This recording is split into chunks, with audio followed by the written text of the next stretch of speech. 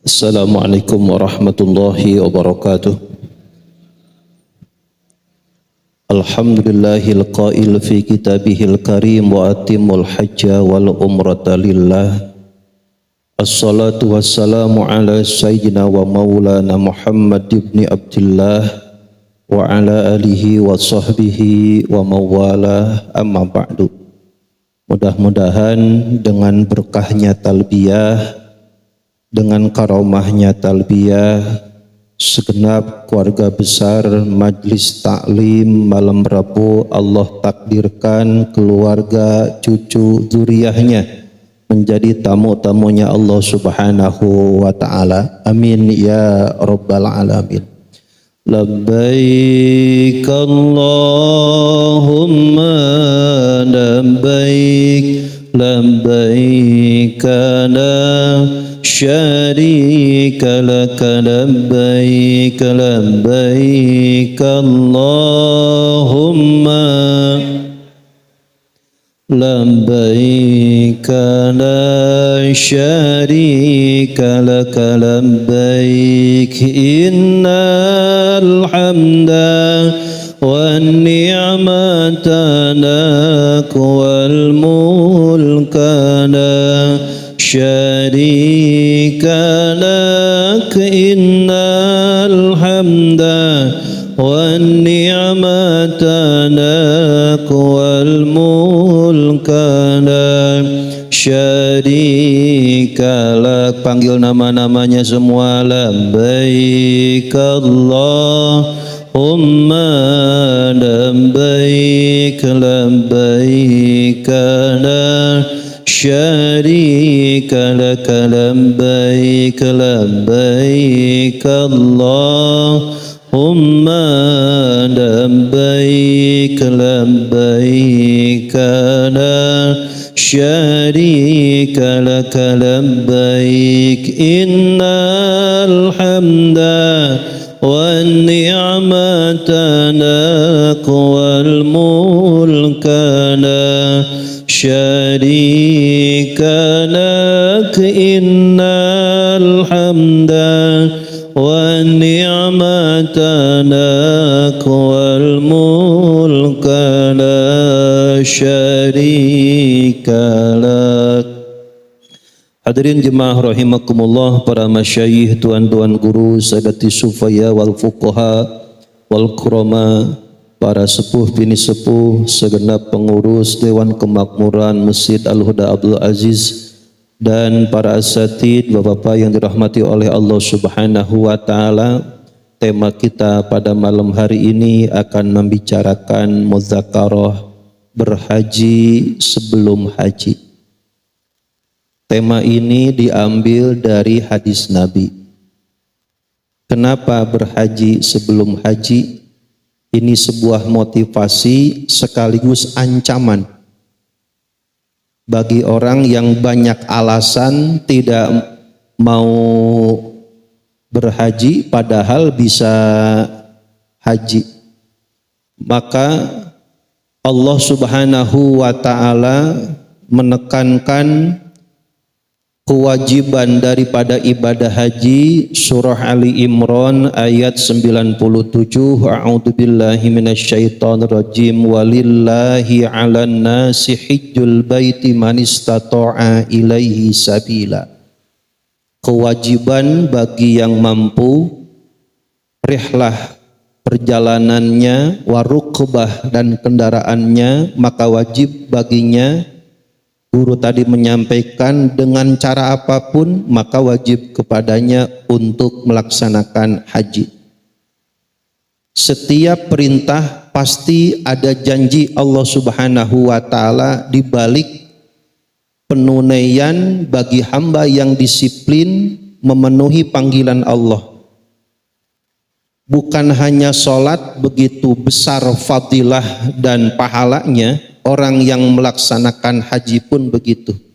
Sampai-sampai melalui lisan Rasul yang mulia, sidik, amanah, tabligh, fatonah. Pasti kebenaran dari apa yang disampaikan Rasul. Rasul menyampaikan dan wajib kita mengimani, mempercayainya. al umrah ilal umrah kafaratun lima bainahuma. Antara umrah dan umrah penghapus dosa. Umrah yang pertama mikotnya Yalamlam kalau ke Jeddah, mikotnya dari Bir Ali kalau ke Madinah dulu. Itu umrah pertama. Umrah kedua Tanim. Antara umrah pertama umrah kedua hapus dosa. Bayangkan kalau sekali berangkat dibimbing oleh Al-Hudatur, berapa kali umroh ke sana? Sekali, 2 kali, 3 kali, 4 kali. 2 kali saja penghapus dosa, apalagi 2 kali, 3 kali, 4 kali. Maka sunnah selaginya ada kesempatan, maka guru kita membimbing, Bu, Pak yang mau umroh, ayo bareng-bareng. Kenapa? Inilah fadilahnya. Mumpung ada kesempatan, antara umroh penghapus dosa, maka haji lebih hebat daripada umroh. Al-hajjul mabrur laisa lahul jaza ilal jannah. Bukan penghapusan dosa lagi. Haji mabrur jaminannya adalah surga insya Allah. Kenapa demikian? Allah yang jamin. Faqala Nabi sallallahu alaihi wasallam al-hujjaj wal ummar wafdullah. Orang yang berhaji, orang yang umroh adalah tamu-tamunya Allah Subhanahu wa ta'ala. Maka tema ini berhaji sebelum haji, inilah hadisnya. Diriwayatkan dari sahabat Abu Hurairah radhiyallahu anhu, faqala Nabi sallallahu alaihi wasallam hajju qabla an tuhajju. Berhajilah kalian sebelum haji. Makna yang pertama, berhajilah sebelum dihajikan. Berhajilah sebelum dihajikan. Pertanyaannya, mau haji atau dihajikan, Pak? Mau haji atau dihajikan? Kalau dihajikan berarti kita udah mati. Jangan nunggu dihajikan, padahal mah kontrakan 20 pintu. Ada di mana? Tanahnya lega, kebunnya lega, malah dihajiin. Ya ilah. Maka hajilah sebelum berhaji. Jangan sampai haji kita dihajiin orang, dah rugi, gak nikmatin. Maka mumpung sehat badan, ada kesempatan. Waiting list Bekasi 25 tahun, waiting list Jawa Timur 35 tahun. Kalau nyampe, coba itu gawir mana siap? Coba meter per 30 meter, 50 meter kali 3 juta. Beilah udah berangkat atuh. Nggak usah nunggu waiting list yang lama, padahal mah kontrakannya banyak, kebunnya lega, dan mau diapain coba, banda banyak-banyak. Nunggu waiting list puluhan tahun, Pak. Ilah kalau pas dipanggil badan sehat, pas dipanggil pakai roda, ilah illallah. Maka Nabi sampai-sampai mengatakan berhajilah sebelum haji. Berhaji atau dihajikan. Mendingan kita menikmati haji kita mumpung sehat, kesempatan, apalagi haji sama bini. Ilaha illallah. Tepulan udah. Daripada nunggu dihajikan. Kalau dihajikan dibadalin sama orang, banda enggak kenikmati. Harta dikumpul-kumpul doang, tapi enggak dipakai buat ibadah. Kata Nabi, hajju qabla an tuhajju. Berhajilah kalian sebelum haji. Artinya mumpung badan sehat, ada kesempatan, harta ada, enggak usah banyak alasan. Entar semakin banyak alasan semakin enggak bakal berangkat. Betul apa betul? Maka mumpung ada kesehatan, banda ada, udah bisikin sama bini, mah kita berangkat tahun depan yuk. Ayo udah meter itu pinggir gawir, berangkat udah, nikmati dua-dua. Alhamdulillah. Maka berhajilah sebelum haji. Maka besok langsung ya ke bawah, daftar langsung. Wa an Ibnu Abbas radhiyallahu anhu qala Nabi ta'ajjalul hajja yakni fardhah fa inna ahadakum la yadri ma ya'ridu lahu. Segeralah berangkat haji ketika ada kesempatan. Kenapa? Dientar-entar karena fa inna ahadakum la yadri ma ya'ridu lahu.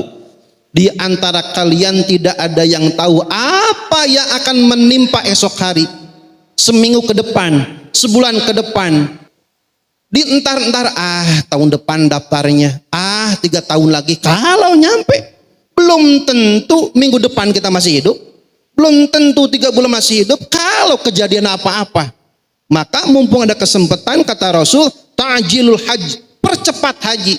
Maka mumpung ada kesempatan, sekaligus motivasi kepada kita yang masih ada kesempatan, harta ada, maka segeralah berangkat haji. Kenapa demikian? Hajju qabla an tuhajju, berhaji sebelum haji. Jangan sampai kejadian ini. Kalau sudah dibadalkan, bukannya haji, dihajikan. Bagaimana kejadiannya? Diriwayatkan Ibnu Abbas, anna Rasulullah sallallahu alaihi wasallam sami'a rajulan. Ketika pelaksanaan musim haji, ada seorang laki-laki kedengeran sama Rasul lagi niat ihram, yaqulu, laki-laki ini niatnya labbaika an shibromah, ya Allah penuhilah, terimalah haji saya untuk shibromah. Padahal yang ngelakuinnya dia, tapi niatnya untuk orang lain. Faqala, Rasul berkata, man shibromah? Bang, shibromah siapa? Faqala, dia berkata, akhun li au qaribun li, ya Rasul, shibromah itu saudara saya. Dah, berarti abang niat haji bukan untuk sendiri? Enggak, buat siapa? Ya buat saudara saya. Faqalan Nabi, maka Nabi berkata, hajjajta an nafsika. Dah bang, kagak boleh begitu. Haji dulu, jangan ngeduluin haji orang, haji dulu kita. Maka syarat yang membadalkan haji, yang ngebadalinnya harus haji dulu, baru bisa ngebadalin buat orang. Hajjajta an nafsika, awali hajimu dulu. Faqala, la, enggak. Qala huj an nafsika, awali dengan hajimu, summa hujji an shibromah, terus hajikan untuk shibromah daripada saudaramu. Maka dalam hal ini tasyri'iyah, pelaksanaan badal haji diperbolehkan dengan syarat, satu, orang yang melaksanakan badal haji dia betul-betul sudah berhaji untuk dirinya sendiri, baik itu yang dibadalkannya sudah meninggal atau secara udzur syar'i betul-betul tidak bisa melaksanakan haji, sakit parah, sudah lansia, sudah nggak bisa ngapa-ngapain, maka boleh dibadalkan. Yang selanjutnya, Pak Ustadz, pengen banget haji, terus boleh nggak kita ngutang-ngutang supaya bisa berangkat haji? Kata Rasul, hajilah tanpa berhutang. Kenapa demikian? Ana Abdillah bin Aufa qala, berkata, sa'ala Rasulullah sallallahu alaihi wasallam, Abdullah bin Abi Aufa bertanya kepada Rasul, anir rajuli lam yahud, tentang seseorang laki-laki yang belum berangkat haji. Kata Abdullah bin Abi Aufa, ayastaqridu lil haj, ya Rasul, apakah si fulan yang belum berangkat haji boleh ngutang-ngutang supaya bisa berangkat haji? Qala Nabi, la, enggak boleh, enggak usah. Kenapa? Berarti dia belum istitoah, belum mampu. Bagaimana Pak Ustadz kalau haji talangan? Nah, kalau talangan mah beda dengan haji ngutang. Kalau talangan mah ditalangi dulu pembiayaan haji kita oleh pihak kedua atau pihak ketiga dengan syarat ada yang bisa kita andelin untuk nutupin biayanya. Kalau ditalangin tapi kita kagak punya banda, aset kagak punya, kebun kagak punya, kontrakan kagak punya, atau ntar bayar pakai apa? Maka kagak boleh haji talangan kalau memang orang yang ditalanginnya kagak ada yang bisa dijaminkan. Kalau umpamanya kontrakannya banyak, bandanya banyak, tapi dia kagak megang duit cash, maka yang begini talangin. Kenapa? Ada yang bisa dijaminkan. Jadi besok yang punya sertifikat udah boleh dijaminkan. Hadirin rahimakumullah yang dirahmati oleh Allah Subhanahu wa taala, inilah sekelumit perbedaan haji dan umroh. Yang pertama, haji dan umroh dilakukan dalam keadaan ihram. Namanya ihram ada ketentuan batasan-batasannya. Mau ihram umroh, ihram haji, kedua-duanya dengan diawali ihram. Yang kedua, haji dan umroh dilakukan setelah mengambil mikot makani. Apa mikot makani? Koordinat titik sentral di mana seseorang memulai niat haji. Kalau berangkat dari Asia Tenggara Yaman langsung ke Jeddah, maka mikot makaninya di atas pesawat di Bukit Ilamlam 92 km sebelum nyampe ke Jeddah. Kalau langsung ke Madinah dulu, nanti di kota Zulhulaifah di Masjid Bir Ali mikotnya. Maka tergantung mau ke Jeddah dulu atau ke Madinah dulu. Tergantung mikotnya. Yang ketiga, perbedaan haji dan umroh. Tawaf, sa'i, tahallul dalam haji dan umroh. Di dalam haji tawaf ada, tawaf ibadah namanya. Dalam sa'i, tahallul dalam haji umroh dilaksanakan di area Masjidil Haram. Sementara ada perbedaan haji dan umroh. Sementara dalam haji adanya wukuf di Arafah, mabit di Muzdalifah di malam ke-10, melempar zamarot daripada Jumratul Ula Wusto Aqobah di tanggal 10 Jumratul Aqobah dari mulai pertengahan malam, tanggal 11, 12 yang ngambil napar awal, 11, 12, 13 yang ngambil napar sani. Tiga-tiganya Ula, Wusto, Aqobah. Itu tidak ada di dalam umroh. Juga ada mabit di area Mina, dan itu dari mulai wukuf, mabit di Muzdalifah, jamarot melontar, Mina, itu semuanya dilakukan di area luar Masjidil Haram. Perbedaan lainnya, umroh kapan saja bisa, tapi kalau haji hanya pada bulan-bulan haji. Terutama puncaknya 5-6 hari dari mulai tanggal 9 Arafah, 10 Yaumun Nahar, 11, 12, 13 Ayyamut Tasyrik. Inilah perbedaan antara haji dan umroh. Di dalam ritual haji ada bagian-bagian umroh, tetapi umroh bukan daripada mutlak haji, tapi umroh bagian daripada rangkaian ibadah haji. Maka oleh karena itu rangkaian haji dan umroh saling menyempurnakan. Ada parsial yang berkaitan, ada umroh, ada haji, maka otomatis menurut para ulama ada 3 kategori haji. Yang pertama disebut haji kiron. Apa itu haji kiron? Ayyuhrima bil umroh wal haji jami'an. Seseorang berihram umroh sekaligus haji. Bagaimana caranya? Seseorang berihram umroh, niatnya umroh dulu awalnya. Di bulan haji, umrohnya di bulan haji. Sekarang nih, masuk bulan haji. Namun setelah berihram, setelah ngambil mikot, sebelum tawaf, dimasukkanlah rangkaian ibadah haji. Kalau umroh kan langsung ihram, di mikot langsung tawaf. Nah, kalau haji mah tidak. Karena hajinya haji kiron, setelah ngambil mikot, setelah ihram enggak langsung tawaf, tapi langsung tanggal 9 wukuf, disebut haji kiron. Umroh dan hajinya bersamaan. secara tidak langsung orang yang berumroh di dalam ibadah umrohnya disempurnakan, digabungkan dengan ibadah haji, disebut haji qiron. Yang kedua, haji tamatu. Nah, ini yang banyak, apalagi kalau berangkat gelombang 1, gelombang 2.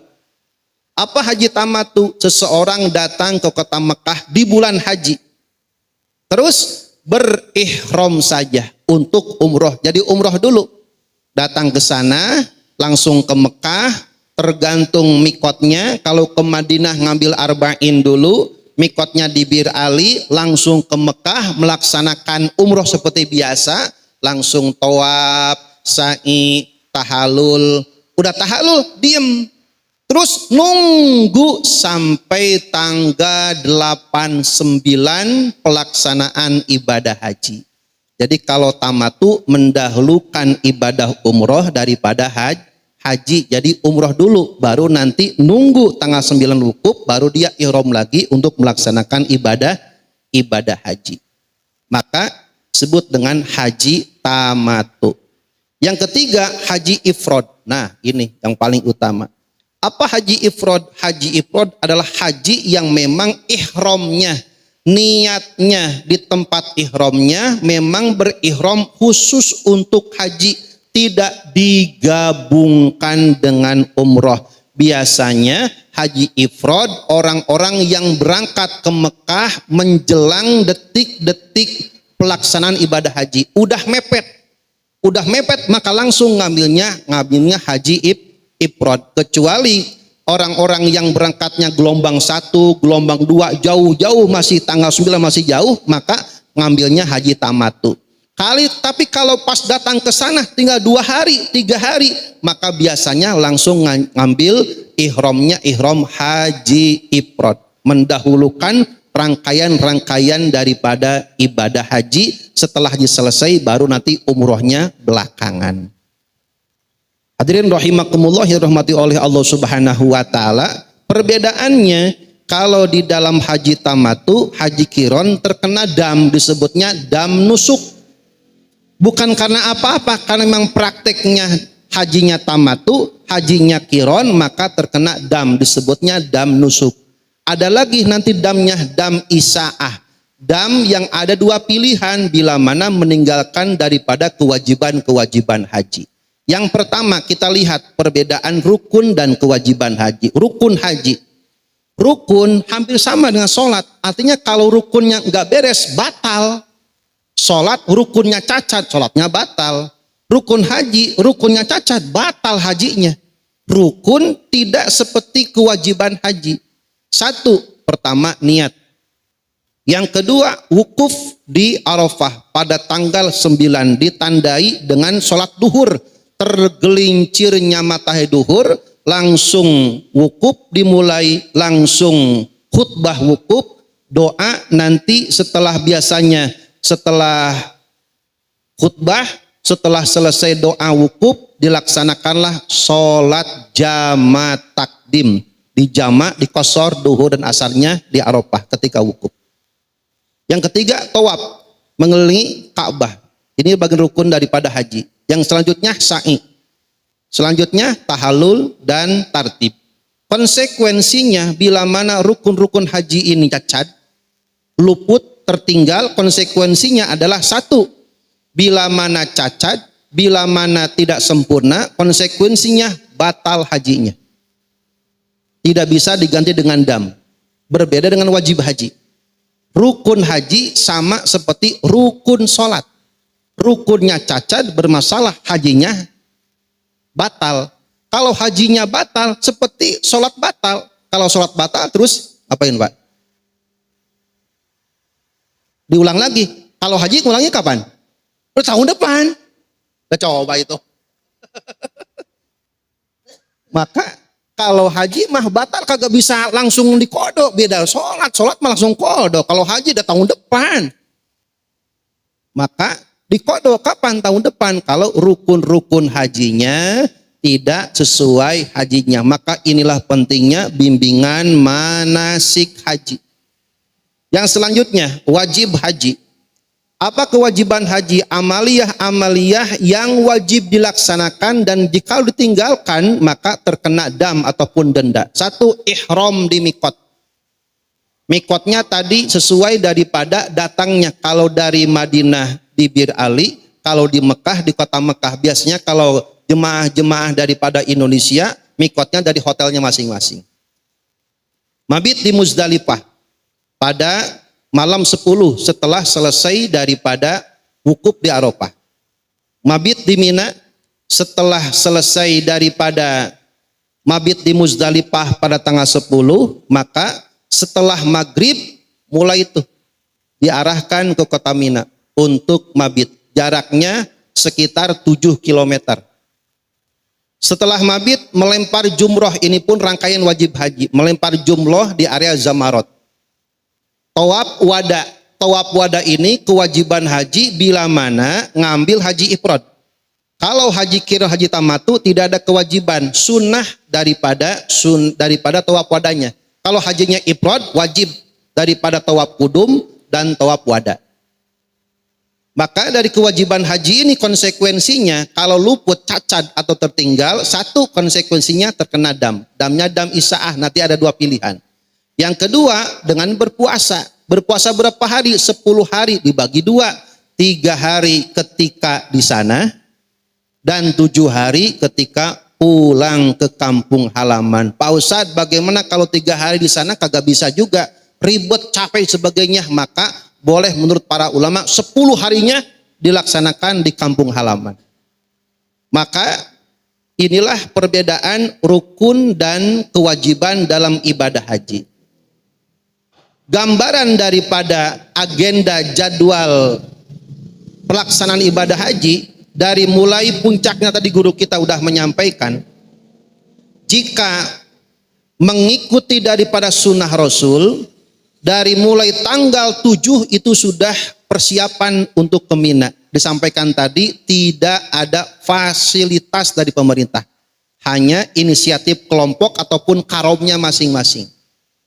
Tapi bila mana langsung mengikuti daripada bagian-bagian inti daripada ibadah haji, maka satu dari mulai tanggal 8 langsung mulai diarahkan ke maktab, diarahkan ke Arafah untuk memulai wukuf di Arafah dengan dimulainya tergelincirnya matahari waktu duhur. Mulailah di sana wukuf sampai terbenam matahari. Harus 6 jam Pak Ustadz? Tidak. Yang penting beberapa saat di sana hatta ala rohilatih. Sehingga Nabi pernah wukuf tapi Nabi di atas kendaraan menggunakan onta. Yang penting berada di area Arafah. Tanggal 9 wukuf di Arafah. Ngapain? Di sana bisa dengan berjamaah ataupun perorangan dilaksanakanlah khutbah Arafah. Dilaksanakanlah doa Arafah. Setelah itu sholat jamak qashar duhur dan asar. Di jamak takdim sekaligus qashar. Setelah itu memperbanyak ragam ibadah sunnah berdoa menghadap kiblat ketika di Arafah. Dimakruhkan bagi orang yang memiliki kelemahan fisik untuk naik ke Jabal Rahmah. Sunnah saja. Jangan maksain, karena berdiam di maktab pun sudah cukup. Yang penting berada di area Arafah. Itu pada tanggal 9 Arafah. Sampai menjelang sore, maka selesai daripada wukuf, maka diarahkan untuk mabit di Muzdalifah. Bila mana dapatnya trip awal, sebelum maghrib sudah berangkat, naik ke bis, maka otomatis nanti maghrib dan isya-nya di jamak takhir di Muzdalifah. Tapi kalau dapat gilirannya belakangan, maka otomatis maghrib dan isya-nya dilaksanakan di Arafah. Jadi jamaknya jamak takdim. Mabit di Muzdalifah untuk mengumpulkan kerikil, persiapan besok Yaumun Nahri untuk melempar jumroh Aqobah. Jumroh yang pertama satu saja, jumroh Aqobah pada yaum. mabit di Muzdalifah ini, satu, ada beberapa pilihan. Batu kerikil yang dipakai untuk melontar jumroh, baik tanggal 10, 11, 12, 13, ada dua opsi. Kalau ngikutin reguler Kemenag sudah disiapin biasanya kantong. Itu ya guru ya. Biasanya ada disiapin. Tapi kalau reguler itu biasanya nyari di Muzdalifah. 7 untuk esok hari, biasanya melontarnya setelah tengah malam ke sana. Dihindarkan oleh pemerintah kerajaan Arab tanggal 10 daripada Yaumun Nahri, hari lebaran, jangan melempar jumroh akobah dari ba'da subuh hingga duhur. Itu kredit dan sangat membahayakan, resikonya besar. Dan banyak orang celaka. Itu jumroh akobahnya tanggal 10 Yaumun Nahri dilaksanakan pagi-pagi, itu lagi banyak-banyaknya orang. Maka kerikil yang diambil, satu, bila mana ngambil napar awal untuk melempar jumroh akobah tanggal 9, tanggal 11, 12, maka diambilnya 49 biji. Tapi kalau mau ngambil napar sani hingga tanggal 13, mabit di Mina 11, 12, 13, full 3 hari mabitnya di Mina ngambil napar sani, maka kerikil yang dikumpulinya 70 biji. Tergantung mau ngambil napar awal atau napar sani. Tanggal 10 malam selesai, besoknya subuh dari mulai tengah malam melempar jumroh akobah. Dilaksanakanlah tawaf ibadah untuk ke Mekah, karena ini langsung tawaf ibadah rukun daripada haji, dan bisa langsung sa'i dan tahalul kalau mau didulukan. Yaumun Nahri ditahallullah, diguntinglah pada tanggal 10, disebut tahallul awal. Kalau sudah tahallul awal, konsekuensi semua larangan-larangan ihram diperbolehkan kecuali bersetubuh, wa muqaddimatuhu masih dilarang. Pada tanggal 10 selesai, maka besoknya diarahkan untuk mabit di Mina. Mabit di Mina untuk persiapan esok harinya untuk melempar daripada Zamarat, Jumratul Ula, Wusta, dan Akobah. Jarak dari Mina ke Jamarat kurang lebih itu 2 kilometer. Dengan ketentuan sunnahnya, bahkan beberapa para ulama menjadikan syarat ketika melempar jumroh. Ketentuannya Mina ada di sebelah kanan, Mekah ada di sebelah kiri. Pada tanggal 11 dilemparlah jumroh ula, wusta dan akobah. Esoknya hari malam ke-12 kembali lagi mabit di Mina dan melempar jumroh ula, wusta, akobah. Dan bila mana ngambil napar awal, maka sebelum terbenamnya matahari, yang ngambil napar awal segera meninggalkan Mina dan kembali ke Mekah. Tapi bila mana mau ngambil napar sani, maka 3 malam mabitnya, 11, 12, 13, full 3 hari itu melempar jumroh ula, wusta, dan akobah. Ini perbedaannya untuk menentukan jumroh yang dilempar dan mempersiapkan kerikil batu ketika malam mabit di Muzdalifah. Bapak Ibu yang dirahmati oleh Allah Subhanahu wa taala, gambarannya tadi kalau dari berangkat tanggal 7 ini. Dari mulai ngambil mihram, persiapan tawaf kudum bagi yang ifrad, melaksanakan sa'i menuju Mina, persiapan pada tanggal 8 dan menunggu hingga tanggal 8 tarwiyah. Di tanggal 8 Zulhijjahnya kalau yang ngambil maka menuju di kota Mina, sholat qashar tanpa dijamak. Selanjutnya menuju Mina, tarwiyah, dan persiapan untuk ke Arafah pada tanggal 9. Inilah gambaran kondisi ketika wukuf di Padang Arafah. Ini ketika terjadi haji kubro, haji yang bertepatan 9 Arafah pada hari Jumat. Ini suasananya seperti ini.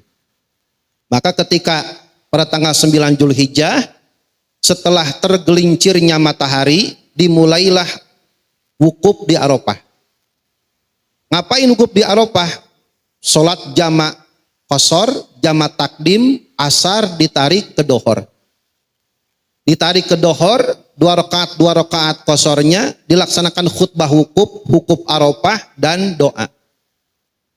Selama wukuf di Arafah, memperbanyak zikir, doa, talbiyah, hatam Quran, sebagainya, dan disunahkan posisi ketika wukuf menghadap ke arah Mekah ataupun ke Ka'bah.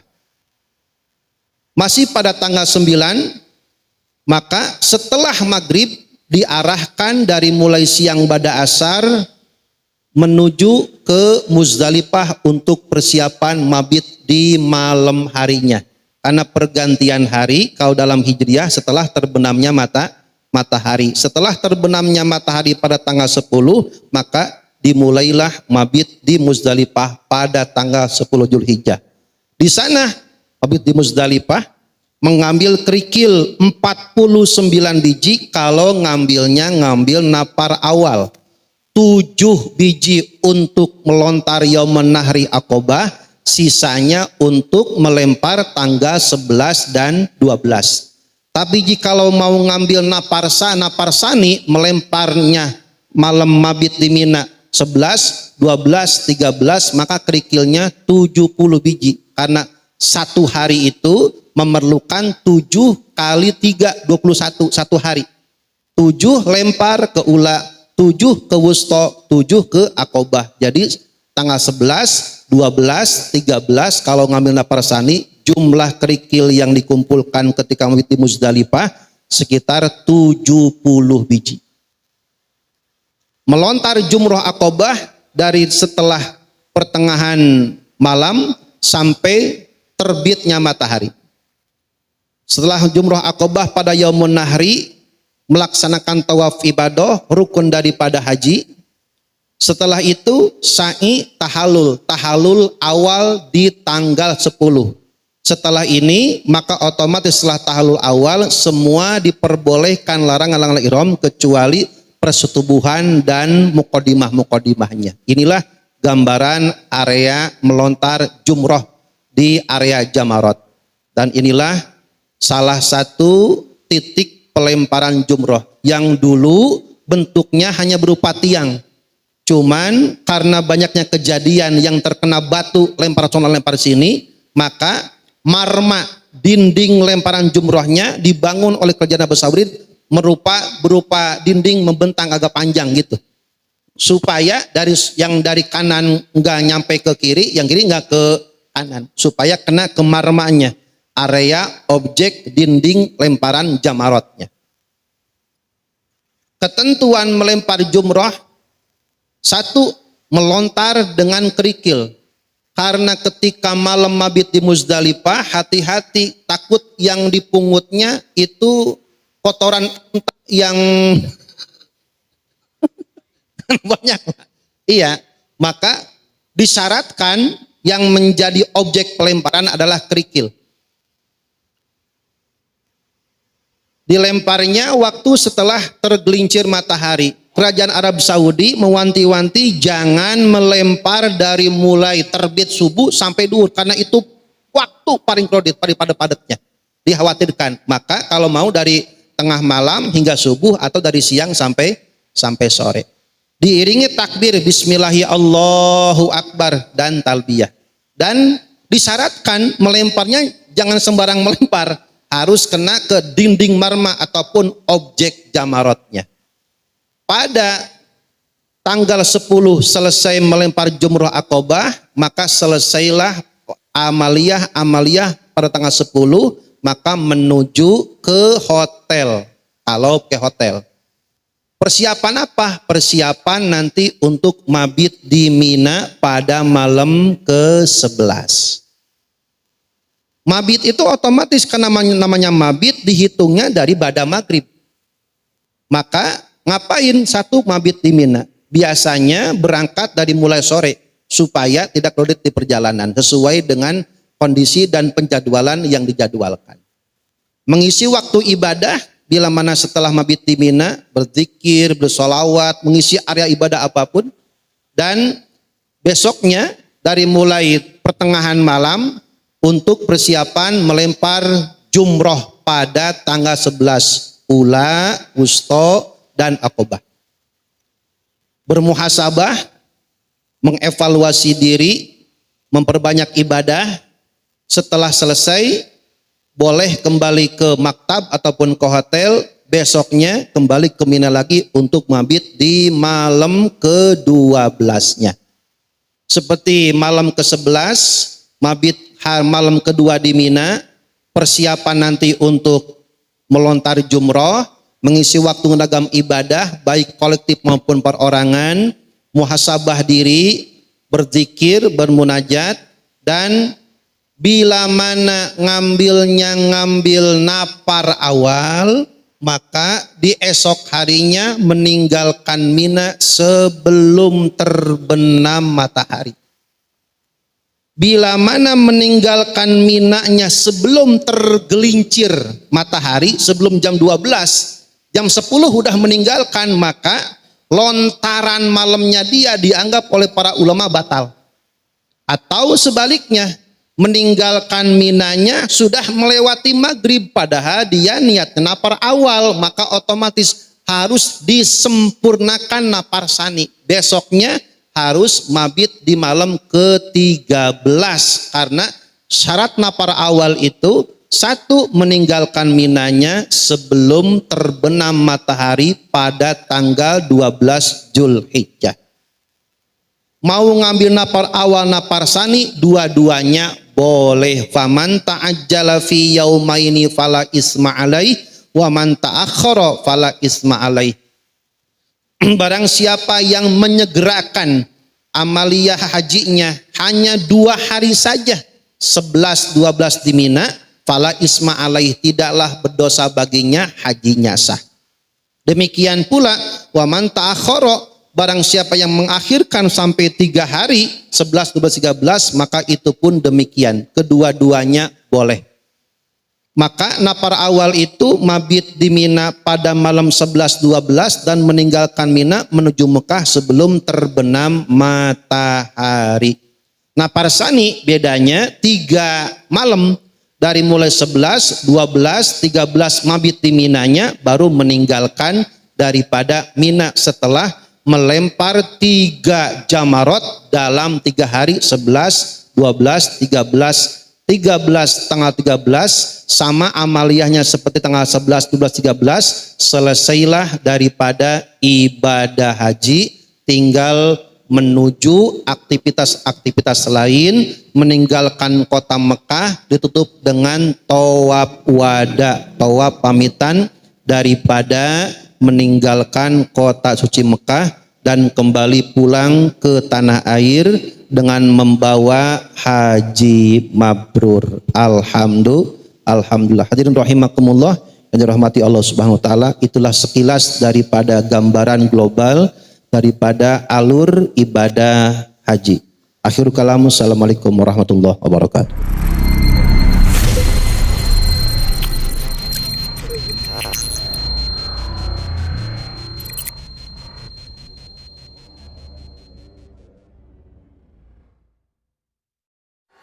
Dengan siaran langsung YouTube channel live streaming Fadlan Sel. Jadi setelah acara nanti bisa ditonton kembali, dilihat kembali di YouTube channel Fadlan Sel, dan jangan lupa untuk like, komen, subscribe untuk membantu siar dakwah agama Allah Subhanahu wa taala.